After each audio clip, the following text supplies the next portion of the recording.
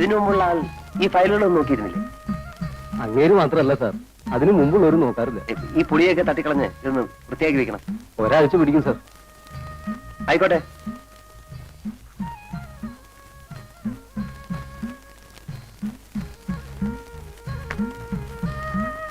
ഉണ്ടോ? ആ ഉണ്ട്.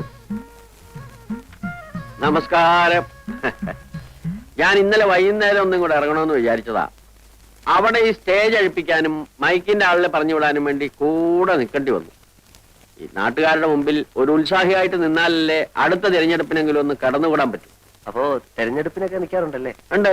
പ്രായപൂർത്തി വോട്ടവകാശം തുടങ്ങിയ അന്ന് മുതൽ ഇന്ന് വരെയുള്ള എല്ലാ തെരഞ്ഞെടുപ്പിലും ഞാൻ മത്സരിച്ചു. പക്ഷെ ഒരു പഞ്ചായത്ത് മെമ്പർ ആവാൻ പോലും ശങ്കരൻ നായർക്ക് സാധിച്ചിട്ടില്ല. നാട്ടുകാരുടെ ഭാഗ്യദോഷം, അല്ലാതെ എന്ത് പറയാനാ? അല്ലേ സാറേ?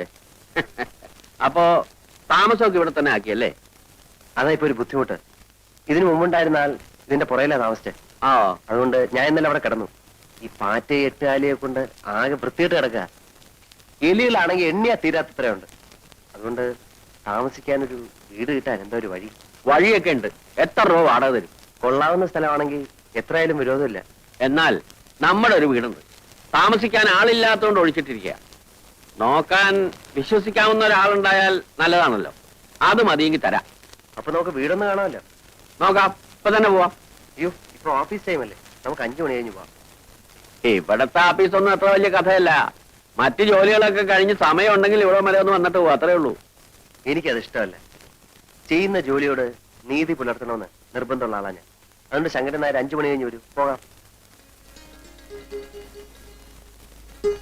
അപ്പൊ എങ്ങനെയാ, ഇത് മതിയോ? കൊള്ളാം. പക്ഷെ ആ കൂടെ ഒന്ന് വൃത്തിയാക്കാനുണ്ട്. അതൊക്കെ നമുക്ക് നാളെ ശരിപ്പെടുത്താവുന്നേ ഉള്ളൂ. ഇതിനേക്കാൾ കൊള്ളാവുന്ന ഒരു സ്ഥലം ഈ പ്രദേശത്ത് കിട്ടാനില്ല. എന്നാ പിന്നെ ഞാൻ എത്രയും പെട്ടെന്ന് ഇങ്ങോട്ട് മാറുകയാണ്. എന്നാ വരൂ, നമുക്കിത് കിട്ടാനുള്ള വഴി നോക്കാം. ആഹാ, അപ്പൊ ശങ്കരൻ നായരുടെ അല്ലേ ഈ സ്ഥലം? ശങ്കരൻ നായരുടെ അല്ലേ എന്ന് ചോദിച്ചാൽ, ഇവിടെ വടക്ക് പുഴയ്ക്കക്കരെ താമസിക്കുന്ന പറഞ്ഞാൽ തിരിയാത്തൊരു കൃഷ്ണൻകുട്ടി നായരുണ്ട്. അയാളുടെ ഒരു ഉറ്റ സ്നേഹിതനുണ്ട്, ഒരു രാരിച്ചൻ നായർ. അയാൾ എന്റെ സ്നേഹിതനാ. അയാള് പറഞ്ഞാൽ ചിലപ്പോ കിട്ടിയിട്ടു. അങ്ങോട്ടൊന്ന് എഴുന്നേറ്റ്.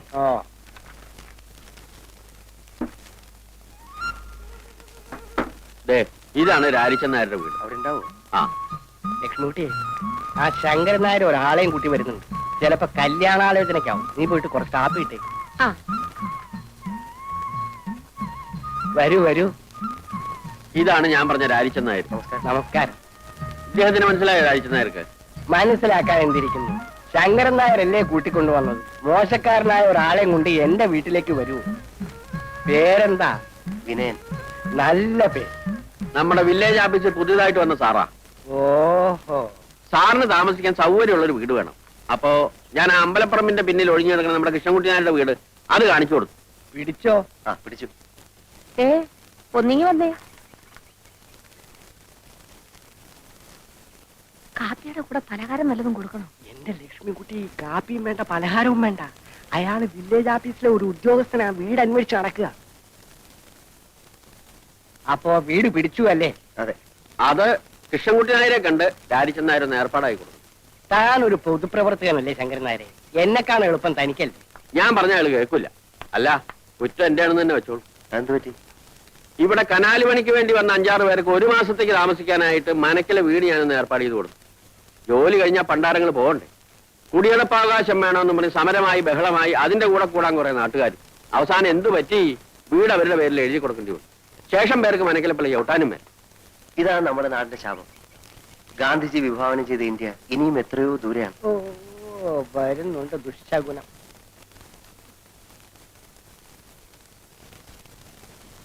ഇതല്ല, വില്ലേജ് ഓഫീസറ. എന്നെ കാണാൻ വന്നതാ.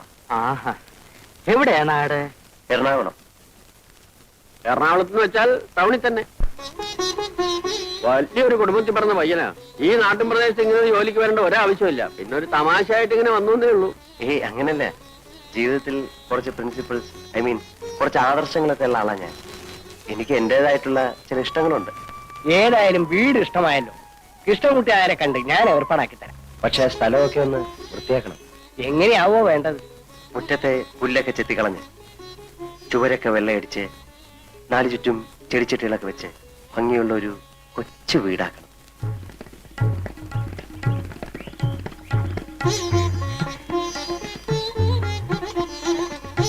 എങ്ങനെ സാറിന്റെ മനസ്സിന് ഇഷ്ടപ്പെട്ട രൂപത്തിലായോ? ആ ഒരുവിധം.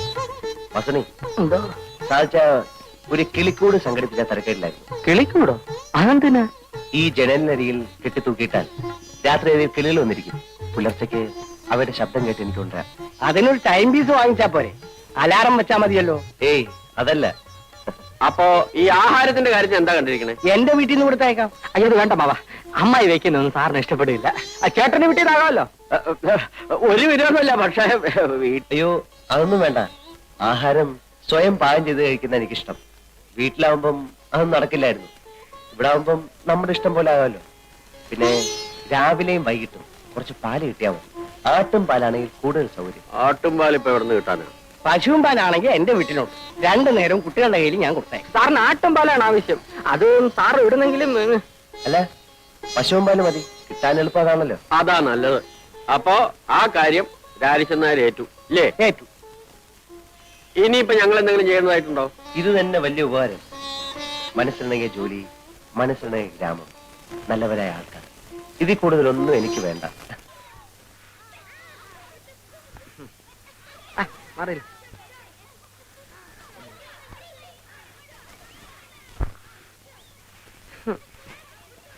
അമ്മായി, ഈ അമ്മാവൻ എന്താ ഇങ്ങനെ ആയിപ്പോയെ? എന്റെ കുഞ്ഞെ ഒന്നും കഴിക്കത്തില്ല. ഉച്ചയ്ക്കും രാത്രിയും ദേ ഇത്രച്ചും ചോറാ ഉണ്ണുന്നത്. പിന്നെ എങ്ങനെ മെലിയാതിരിക്കും? മെലിഞ്ഞ കാര്യമല്ലേ ചോദിച്ചത്. അമ്മാവന്റെ ബുദ്ധിക്ക് എന്ത് പറ്റി?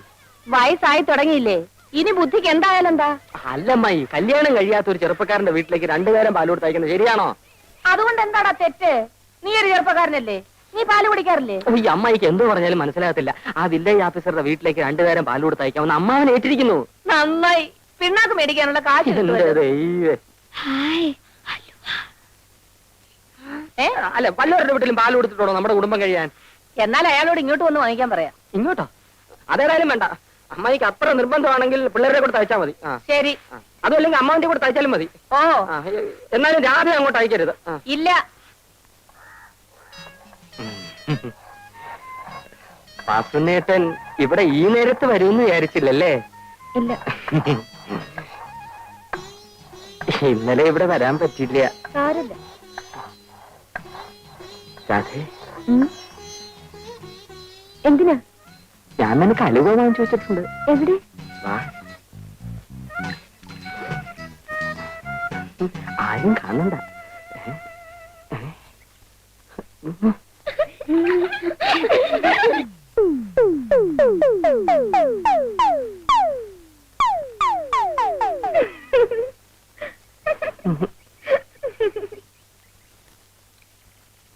വാസനേട്ടാ, നാളെയും കൊണ്ടുവരുവോ?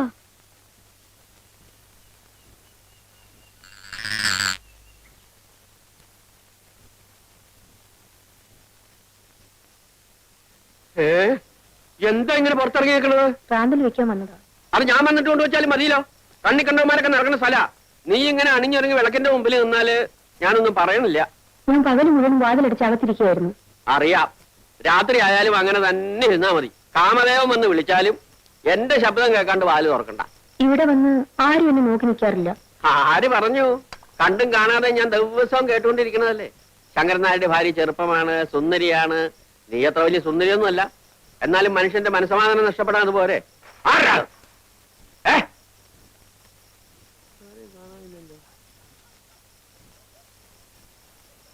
ചിലപ്പോ എനിക്ക് തോന്നിയതായിരിക്കും.